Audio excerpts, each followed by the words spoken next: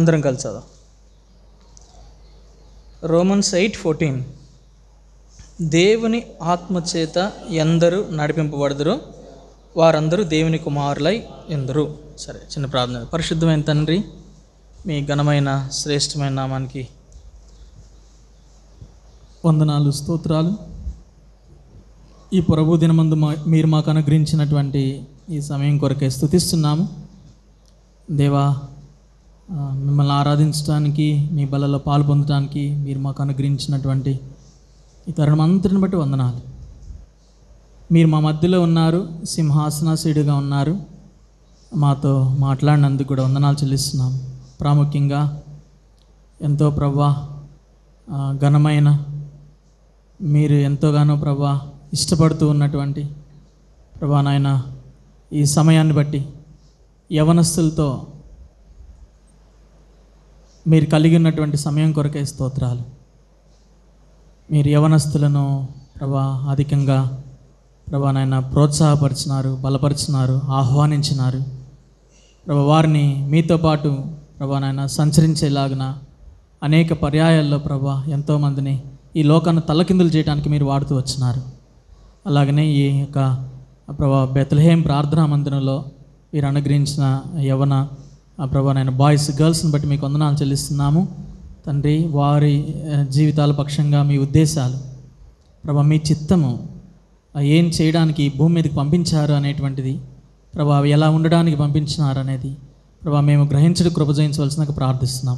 అట్టి ప్రకారము మేము జీవించి ఈ యాత్రను ముగించి నీ నామాన్ని మహింపరచడం కృప చేయించమని మహిమా ఘనత నీకు ఆరోపిస్తూ యేసయ్య పరిశుద్ధ నామంలో స్తుతించి ప్రార్థించి వేడుకుంటున్నాం తండ్రి, ఆమేన్.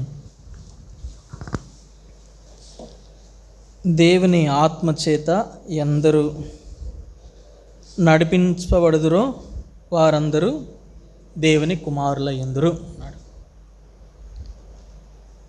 ఇది చాలా ప్రాముఖ్యమైనది. మనము దేవుణ్ణి అంగీకరించిన తర్వాత, ఎందుకంటే మీలో కొంతమంది పరిచర్లు కూడా చేస్తున్నారు, దేవుని అంగీకరించిన తర్వాత మనం ఈ లోకంలో విశ్వాసులు అనేటువంటి ముద్ర మన మీద పడిన తర్వాత చాలా ప్రాముఖ్యం ఏంటంటే పరిశుద్ధాత్మ దేవుని ద్వారా నడిపించబడుట.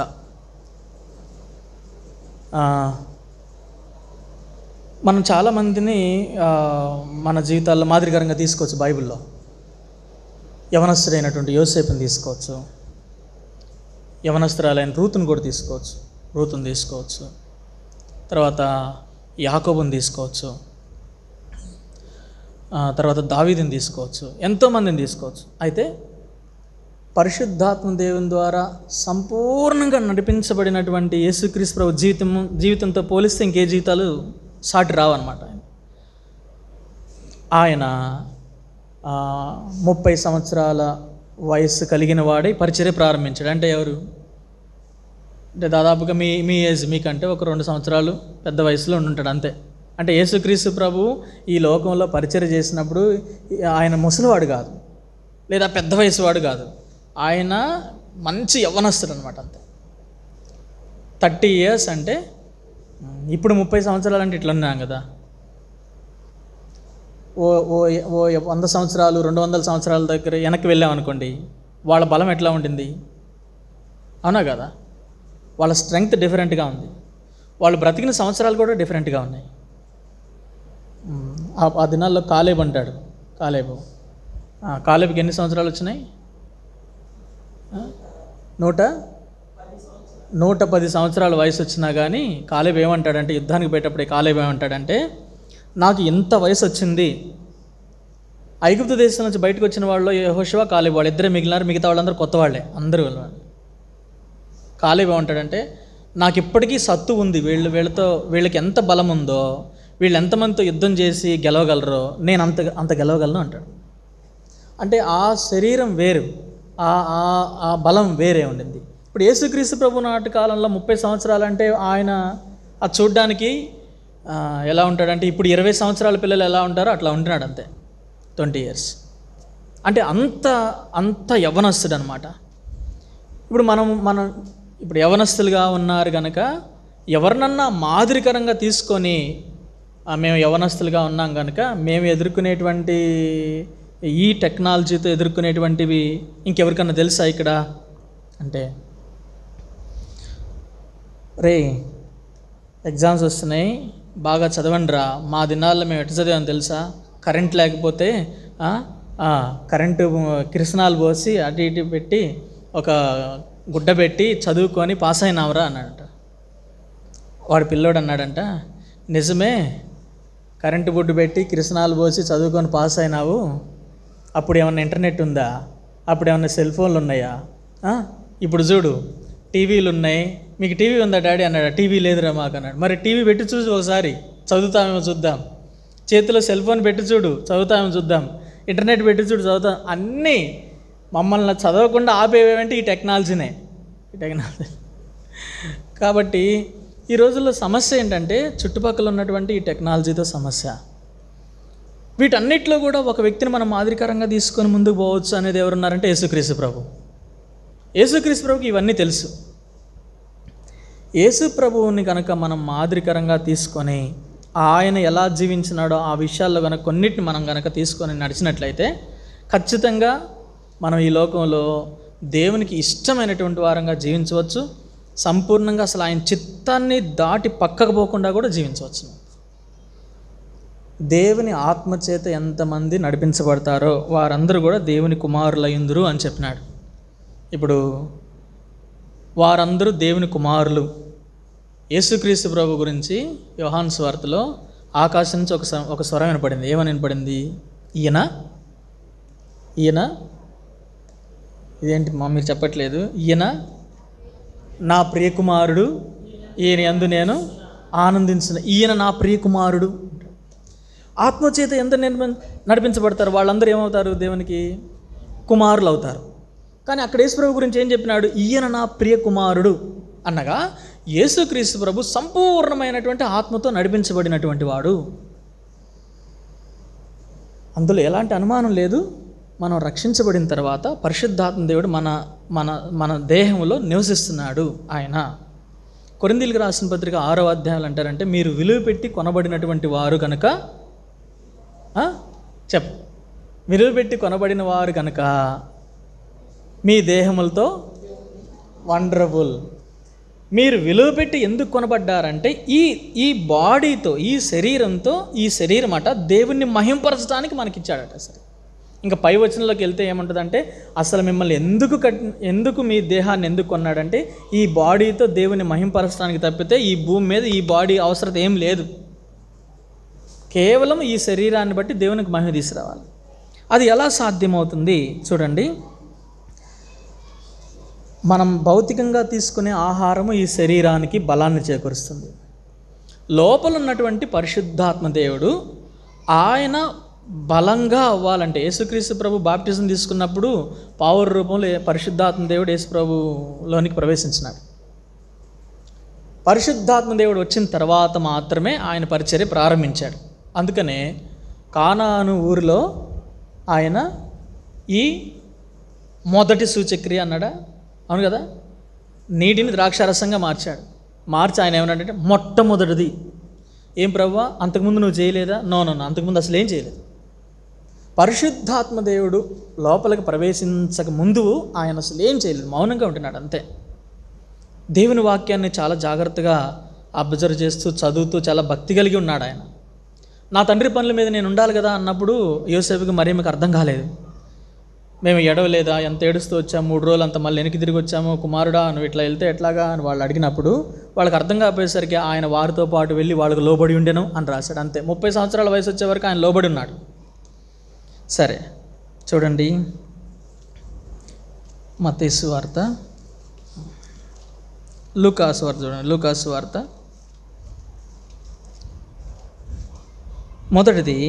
మొట్టమొదట మనము మన లోపల ఉన్న పరిశుద్ధాత్మ దేవుడు మన శరీరము కంటే బలంగా ఉండాలంటే మనం చేయాల్సింది. లూకా సువార్త 2వ అధ్యాయము 2వ అధ్యాయము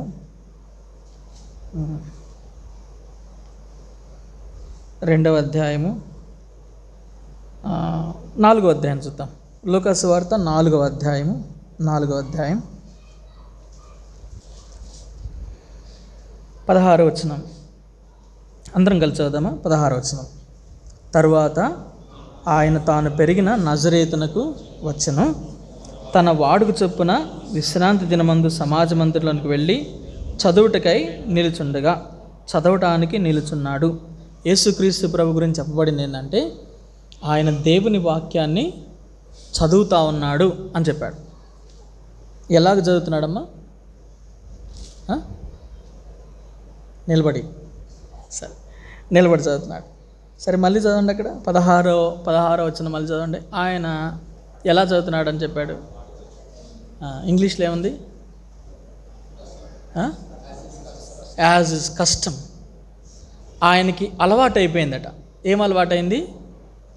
దేవుని వాక్యాన్ని చదవడం అలవాటైంది. ఎప్పుడైనా ఒకటి గుర్తుపెట్టుకోండి, మీకు దేవుని వాక్యము ఎట్లా చదువుతున్నామంటే మనకు అది అలవాటు అయిపోయింది. తల్లిదండ్రులు నేర్పించారు. ఉదయాన్నే లేచి ప్రేయర్ చేసుకోండి అనగా మోకరించి ప్రార్థన చేస్తాం. ఉదయాన్నే లేచి దేవుని వాక్యం చదవడం అనగా ఒక చాప్టర్ చదివామనుకుంటాం. కానీ దీని వెనక తెలియంది ఏంటో తెలుసా? ఇప్పుడు మన నేత్రాలకు కేవలం కొన్ని మాత్రమే కనిపిస్తాయి. ఈ నేత్రాలు చూడని విషయాలు చాలా ఉన్నాయి ఇక్కడ. తెలుసా మీకు? చాలా ఉన్నాయి. ఓసారి ఎలీషా కొండ మీద ఉండి ప్రార్థన చేస్తున్నాడు. గెహాజీ వచ్చినాడు. ఎలీషానే. గెహాజీ వచ్చాడు. సైన్యం అంతా కూడా, షోమ్రోన్ సైన్యం మొత్తం వచ్చేసి వాళ్ళు చుట్టుకొని ఆ కొండ చుట్టూ ఉన్నారు. ఉదయాన్నే లేవగానే, దైవజనుడా, కొండ కిందంతా సైన్యం చుట్టుముట్టినారు మనల్ని, మనం తప్పించుకోవడానికి ఇంక వీలు లేదు, ఎటు పోలేమన్నాడు గెహాజీ. అనగానే ఇప్పుడు ఎలీషా ప్రార్థన చేశాడు. ఏమని చేశాడమ్మా? దేవా, వీడు చూసేలాగా వీడి కన్నులు తెరువు ప్రభువా అన్నాడు. అనగానే వాడి కళ్ళు తెరవబడగానే ఏం చూశాడంటే ఆ కొండ మొత్తం కూడా అగ్ని రథాలతో నిండిపోయి దేవుని సైన్యం నిలబడినట్టు చూసినాడు అనమాట. అంటే మనోనేత్రాలు తెరవబడితే తప్పితే చూడలేము, అవును కదా? అలాగే ఇంకా నేత్రాలు తెరవబడిన వాళ్ళు ఎవరు? పొరల వంటివి రాలుగా ఎవరి? అపోస్తలుడైన పౌలుకు కూడా దేవుని చూసినాడు, కళ్ళు మూతలు పడ్డాయి, పొరలు రాలిపోగానే ఇక సేవ కొరకు బయలుదేరి వెళ్ళిపోయినాడు. పరసంబంధమైన చూశాడు, పొరలు రాలగానే పరసంబంధమైన చూశాడు. ఈ ఉత్తరం ఏమైపోయిందో, అదేమైపోయిందో, మతం మొత్తం వెళ్ళిపోయింది, ఇక సేవించడానికి వెళ్ళిపోయాడు. కాబట్టి ఇప్పుడు ఇక్కడ కూడా ఈ సమాజంలో కూడా ఈ భూమి అంతా కూడా కొన్నిటితో నిండిపోయిందనమాట. ఒక ఆయన ఇట్లా అన్నాడు, ఒక దైవజనుడు ఇట్లా చెప్పినాడు. ఆయన ఆత్మలో దేవునితో పాటు ఈ భూమి మీద నుంచి పరలోకానికి ఇట్లా ఆరోహణమై తీసుకెళ్తున్నాడట ఆయన. మీరు ఇవన్నీ కూడా బలపరచబడటానికి చెప్తున్నాను తప్పితే వాటన్నిటిని మీరు సీరియస్గా తీసుకోకుండా నేను కూడా పోవాలన్నట్టు అనుకోకండి. తీసుకెళ్తామంటే ప్రభు తీసుకెళ్తున్నాడట. కొంత దూరం వెళ్ళగానే భూమి ప్రకాశమానంగా కనపడుతుంది, వెలుగుతుందట, బాగా వెలుగుతూ ఉంది. కొంచెం దూరం వెళ్ళారు, ఇంకా పైకి వెళ్ళగానే అకస్మాత్తుగా డార్క్ అయిపోయిందట. వెంటనే డార్క్ అయిపోయింది. ఒక అడుగు కిందకి రాగానే బాగా వెలుగుతూ ఉంది, ఇంకొక అడుగు పైకి వెళ్ళగానే డార్క్ అయిపోయింది. ప్రభువా, ఇదేంటి, ఇప్పుడు వరకు కనపడుతుంది కదా, ఒక్కసారిగా చీకటి అయిపోయింది, ఇది మొత్తం నల్లగా అయిపోయింది ఏంటి అని అడిగాడట. ఎఫెసీ రాసిన పత్రిక 2వ అధ్యాయంలో లేదా? ఎఫెసీ రాసిన పత్రిక 6వ అధ్యాయంలో లేదా? మనం పోరాడున్నది శరీరులతో కాదు కానీ ప్రధానులతోనూ అధికారులతోనూ ఆకాశ మండలం అందున్న ఆకాశ మండలంలో దురాత్మల సమూహం, అంధకార సంబంధమైంది. ఈ భూమి మీద కూడా మన నేత్రాలకు, మన కళ్ళకు తెలియదు, ఈ బాహ్య నేత్రాలు వాటిని చూడలేవు, కానీ ఇక్కడ మొత్తం కూడా అవే ఉన్నాయి. మేము ఆదిలాబాద్ ఆ ప్రాంతంలో సేవ చేస్తున్నాం. అదంతా కూడా అడవి ప్రాంతాలు, అవన్నీ కూడా అక్కడ కూడా బాగుంటాయి. ఇవన్నీ కూడా ఎట్లా ఉంటాయంటే ఒక్కొక్కళ్ళు రకరకాలుగా ప్రవర్తిస్తుంటారు. నాకు ఇక్కడ హెబ్రోన్ దగ్గర ఉన్నంతకాలం వాటి అనుభవం లేదు నాకు అసలుకి.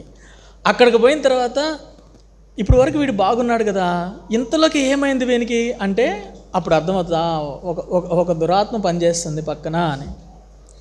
కాబట్టి వాటి ప్రభావం చాలా ఉంటుంది. ఆ దురాత్మల ప్రభావము లోకంలో ఉన్నవారి కంటే విశ్వాసులైనటువంటి మీ మీద ఎక్కువగా ఉంటుంది, మన మీద ఎక్కువగా ఉంటుంది. గుర్తుపెట్టుకోండి. నువ్వు ఎటన్నా వెళ్తున్నావు అనుకోండి, నీ వెంట 10 ఉంటాయి, 10 వస్తాయి అన్నమాట. అవి వెంటాడుతూనే ఉంటాయి. అది నీకు తెలియదు. నువ్వు అనుకుంటావు ఏం లేదులే క్యాజువల్గా ఉంది అనుకుంటావు. నో, అవి వెంటాడుతూ ఉంటాయి. ఎప్పుడెప్పుడు నిన్ను పడేద్దామా. ఒకవేళ నువ్వు నిజంగా ఆత్మీయుడవైతే, దేవునితో నేను చక్కగా జీవించాలనే కోరిక నీలో ఉందంటే ఆటోమేటిక్గా అపాయింట్ చేస్తాడు అపవాది వాళ్ళని.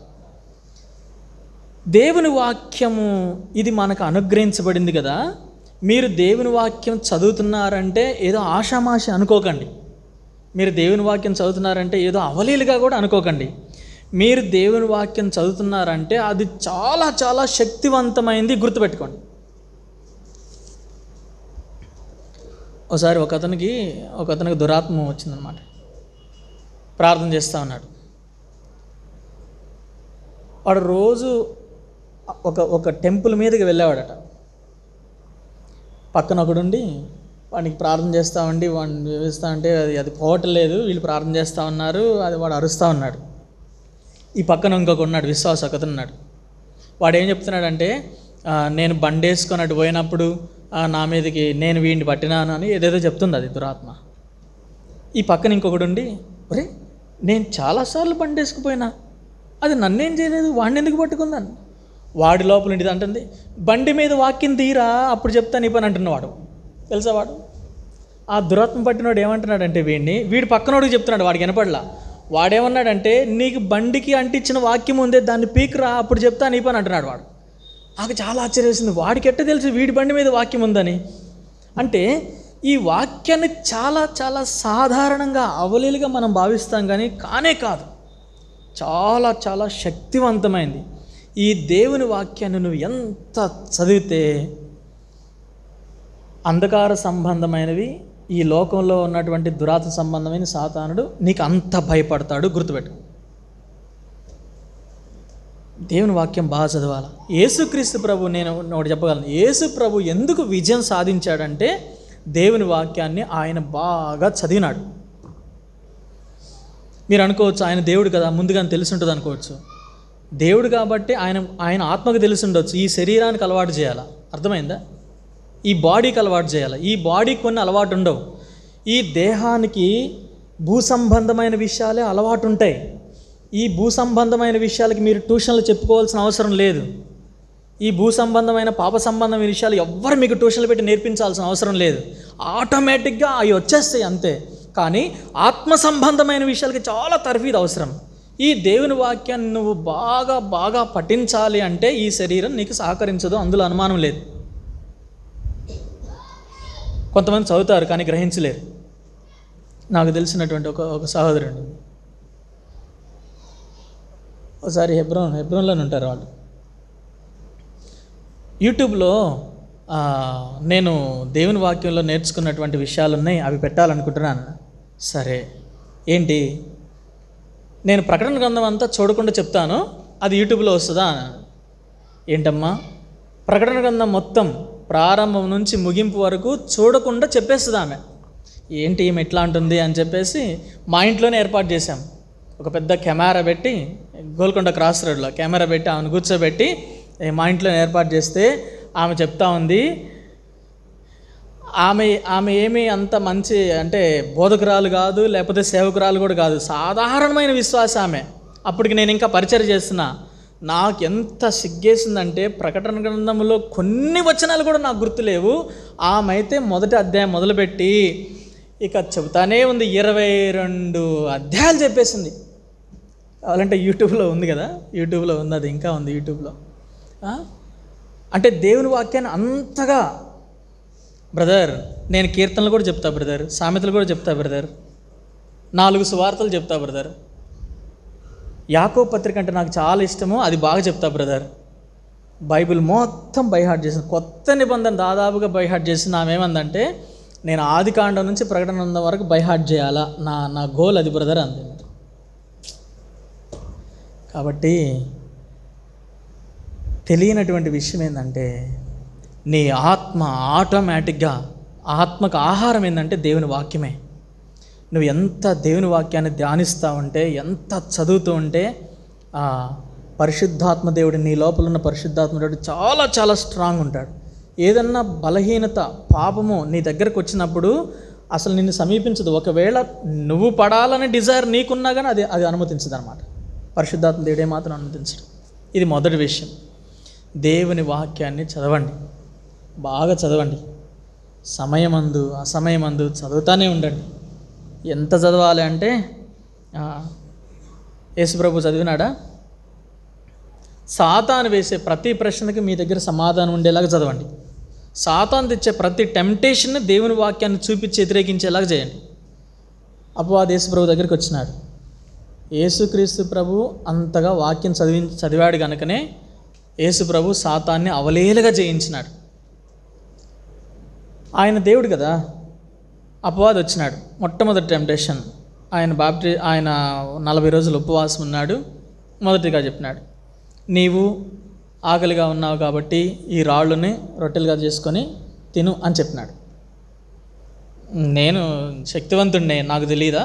రైట్, అదేముంది, పెద్ద విషయం కాదు అని ఆయన రొట్టెగా మార్చుకొని తినొచ్చు. అవునా? తప్పేముంది? వాడు చెప్పింది మంచి మాటే కదా. కానీ వానికి యేసుక్రీస్తు ప్రభు సేవకుడు అవుతాడు వాడు చెప్పినట్టు చేస్తే.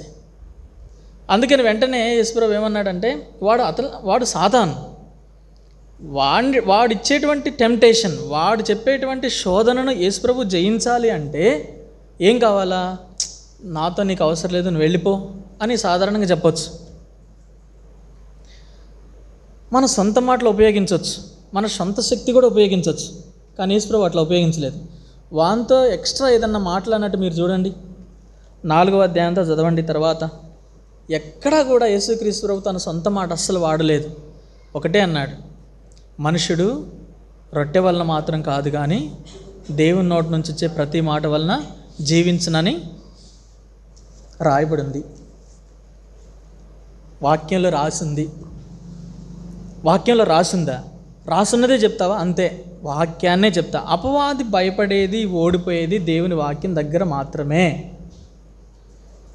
అసలు దేవుని వాక్యాన్ని నువ్వు ఎందుకు చదవాలి అంటే, నిన్ను నష్టం చేయాలని లోకము, నిన్ను నష్టం చేయాలని నీ శరీరము, నిన్ను నష్టం చేయాలని సాతాను, వాని దూతలు మొత్తం కూడా నీ వెంట తిరుగుతూ ఉన్నారు. వాటి నుంచి తప్పించుకోవడానికై ఒకే ఒక్క సాధనము, పరిశుద్ధాత్మ దేవుడు నీ లోపల ఉన్నాడు. ఆయన బలంగా ఉండాలంటే ఈ వాక్యాన్ని చదవ, అంతే. కాబట్టి ఈ వాక్యాన్ని చదివే విషయంలో నిర్లక్ష్యం వహించకండి. నేను చెప్తున్నాను కానీ నాకు కూడా ఇది రిఫ్లెక్ట్ అవుతుంది. నువ్వెంత చదువుతున్నావో అంటుంది ఇప్పుడు నన్ను, అక్క మనందరికి కూడా. కాబట్టి దేవుని వాక్యాన్ని అధికంగా చదవటం, అలాగా దాదాపు 3-4 సార్లు సమాధానం చెప్తాడు యేసుక్రీస్తు ప్రభు కేవలం వాక్యంతోనే. అపవాది ఓడించబడాలన్నా, అంధకార సంబంధమైనటువంటి దురాత్మలు నీ ముందు నిలబడకుండా పారిపోవాలన్నా, నీకు నష్టం చేయకుండా ఉండాలన్నా దేవుని వాక్యం చదవటం. రెండోది చూడండి, లూకా సువార్త 19వ అధ్యాయము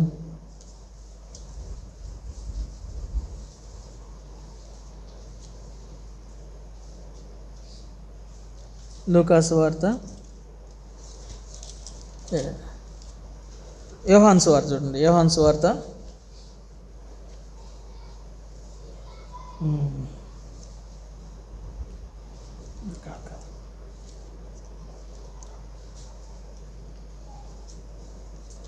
32 వచ్చినమా? లూకా సువార్తలోనే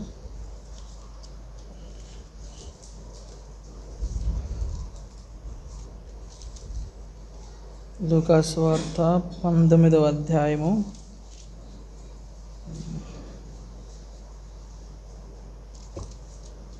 లేదా మత్తయి సువార్త చూడండి.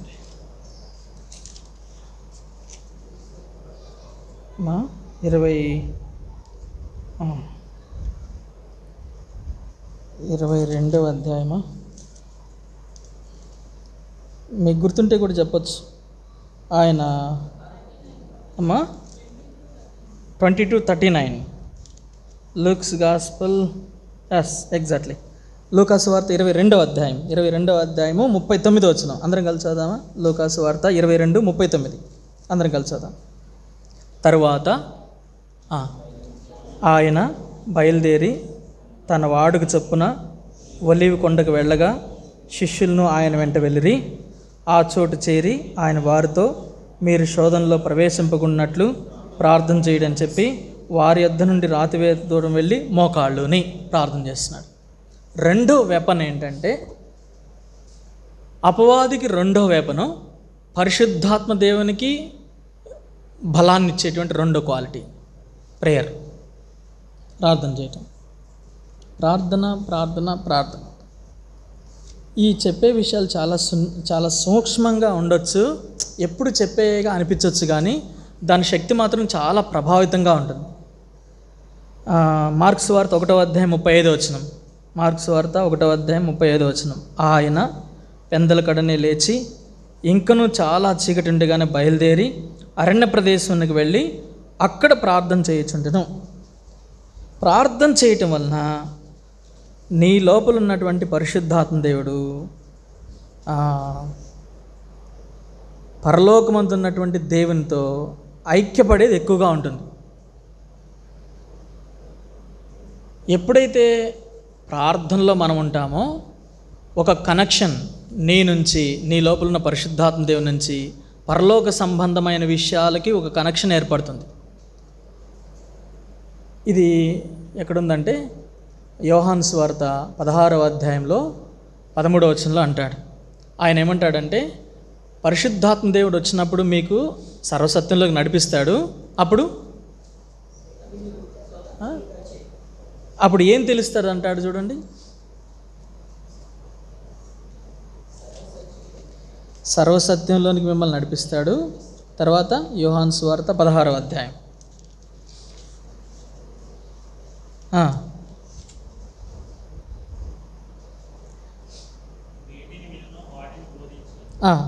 బోధించి సంభవింపబోవు సంగతులను ఏం తెలియజేస్తాడు చెప్పు. సరే, ఇప్పటి వరకు సంభవించబోయే సంగతి ఒక్కటన్నా తెలిసిందా? నీ లైఫ్లో సంభవించబోయే సంగతి ఎవరు తెలియజేస్తారు? పరిశుద్ధాత్మ దేవుడు తెలియజేస్తాడు. ఎప్పుడైతే ఈ ప్రార్థన అనేటువంటి ఆయుధము అధికంగా నువ్వు చేయగలవో, పరిశుద్ధాత్మ దేవుడు నీ లైఫ్లో సంభవించబోయే సంగతి కూడా తెలియజేస్తాడు. ఒకవేళ అది కాదంటే ఈ వాక్యం తప్పు. మరి ఏమ్మా, రేపు నీ జీవితంలో దేవుడు ఏం చేయబోతున్నాడో అది కూడా ఆయన తెలియజేస్తాడు. అంటే మనం అంత ప్రార్థనలో ఉంటే, ఉదాహరణకు చెప్పొచ్చు, భక్సింగ్ గారు అట్లానే ఉంటున్నాడు. అవునా? ఆయన ప్రార్థన చేసినప్పుడు రేపు దేవుడు ఏం చేయబోతున్నాడో ముందుగానే తెలియజేశాడు. ఆయన ఏమంటాడంటే, ప్రార్థనలోనే ప్రతిదీ నాకు తెలియజేశాడు అంటాడు ప్రభు. అంటే ఎంత ప్రార్థనలో ఉంటే మనలో ఉన్నటువంటి పరిశుద్ధాత్మ దేవుడు రేపు జరగబోయేటువంటి విషయాలు కూడా తెలియజేస్తాడు. రేపు ఒక ప్రమాదం జరగబోతుందా, దాని నుంచి తప్పిస్తాడు, వద్దు అంటాడు. ఇలాంటి సాక్ష్యాలు చాలా ఉన్నాయి. ఎంతోమంది దైవజనులు చెప్పినారు.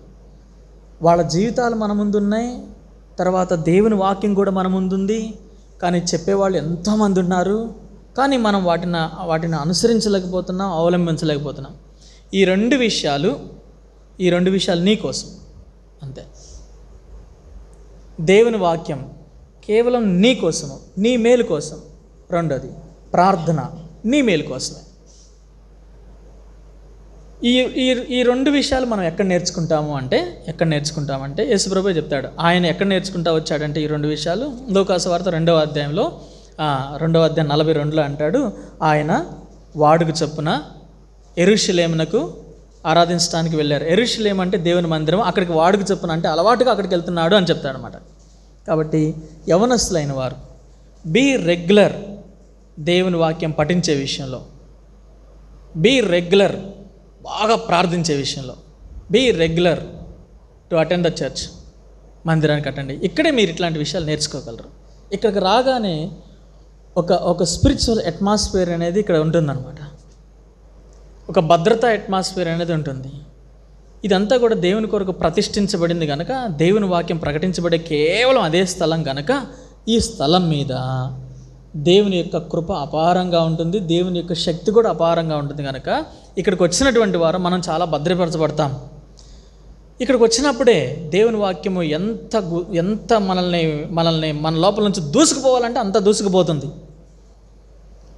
మీరు ఒకటి గమనించండి, సెల్ ఫోన్లో వాక్యం విన్నప్పుడు, టీవీల్లో వాక్యం విన్నప్పుడు, ఇక వేరే వాటిలో కూర్చొని వాక్యం విన్నప్పుడు కలిగేటువంటి ఎఫెక్ట్ కంటే దేవుని మందిరంలోకి వచ్చి సమాజంలో అందరితో పాటు కూర్చున్నప్పుడు ప్రకటించబడుతున్న వాక్యం విన్నప్పుడు జరిగేటువంటి మార్పు వేరు ఉంటుంది.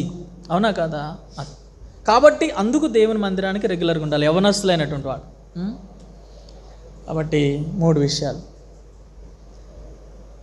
పరిశుద్ధాత్మ దేవుడు మీ లోపల బలంగా ఉండాలి అంటే, ఆయన మీ లోపల పనిచేయాలంటే, నీ భవిష్యత్తును ఆయనే తీర్చిదిద్దాలి అంటే, దేవుని వాక్యం చదువుట, ప్రార్థన చేయుట, వాటిని అలవరుచుకోవడానికి, వాటిని వాడుకగా చేసుకోవడానికి దేవుని మందిరానికి రావటం. ఇప్పుడు లోపలైతే బలంగా ఉంటాడు. ఆయన బలంగా ఉన్నాడని బయట తెలియాలిగా, అవునా కదా? ఆయన నిన్ను వాడుకుంటున్నాడని బయట తెలియాలి కదా. అయితే ఏం చేయాలి? ఇప్పుడు ఆయన పవర్ఫుల్గా ఉన్నాడని, నీ లోపల పవర్ఫుల్గా ఉన్నాడని ఎవరికి తెలియాలి?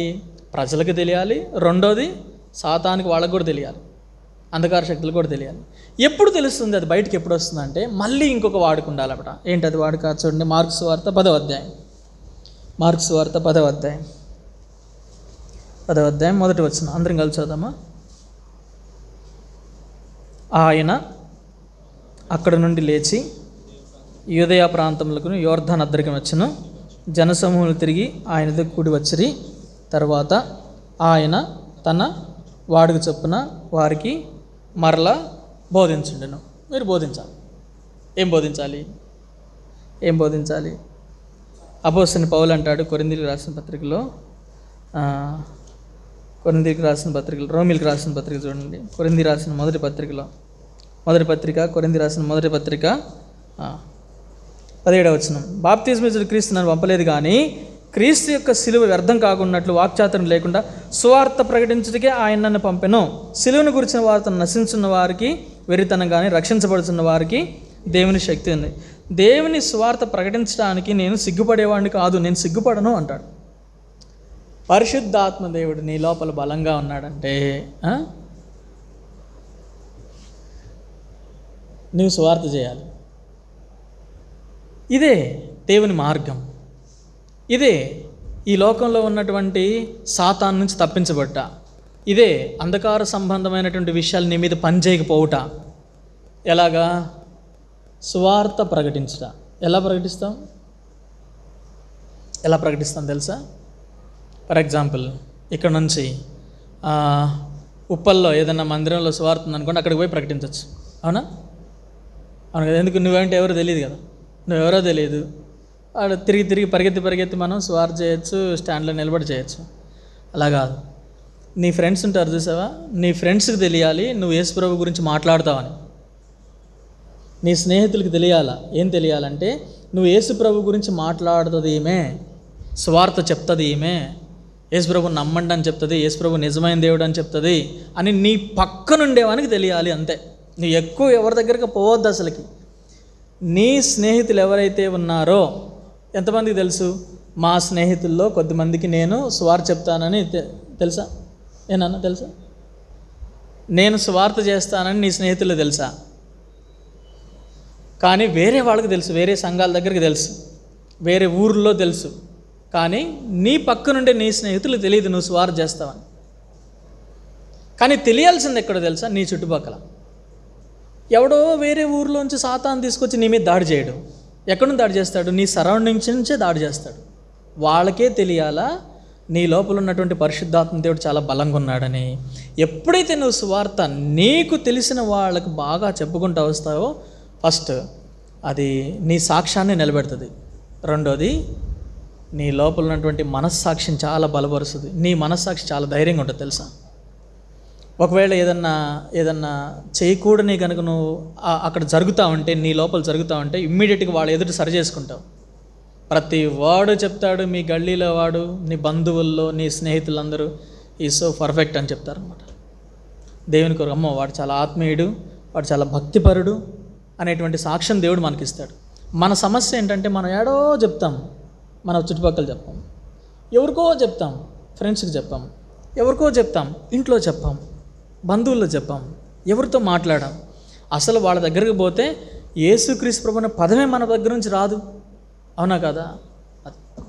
కాబట్టి పరిశుద్ధాత్మ దేవుడు నీ లోపల నుంచి పనిచేయాలంటే నీ చుట్టూ ఒక ఒక ఒక ఎలక్ట్రిక్ ఫెన్సింగ్ లాగా ఉండాలంటే ఈ 4 చేయాలి. మొదటి 2 నీ కోసం అయితే మిగతా 2 సాతాను కోసం, దురాత్మల కోసం, ఈ లోకంలో ఉన్నటువంటి ఈ లోక అధికారం కోసము, ఇంకా ప్రాముఖ్యంగా నీ బాడీ కోసం. ఈ శరీరం కూడా అనుమతించదు. సరే, మీకు ఇప్పటికే చాలా టైం అయింది. సరే, ప్రభు మనకి సాయం చేయను గాక.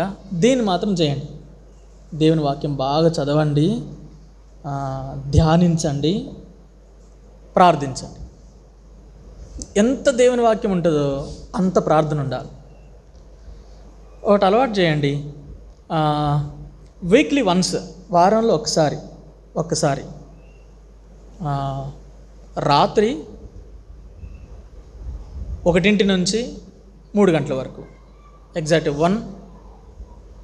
12 o'clock, 1 గంట, 2 గంట, 3 గంట, ఏదన్నా వారంలో ఒక్కరోజు.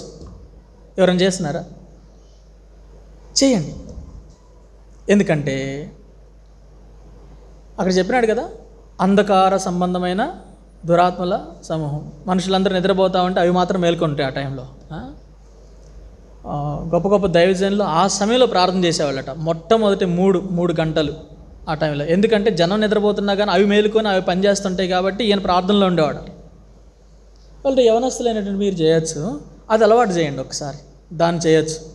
లేదా ఒక 1 hour అయినా దేవునితో ప్రార్థనలో ఉండడానికి ప్రయత్నం చేయండి.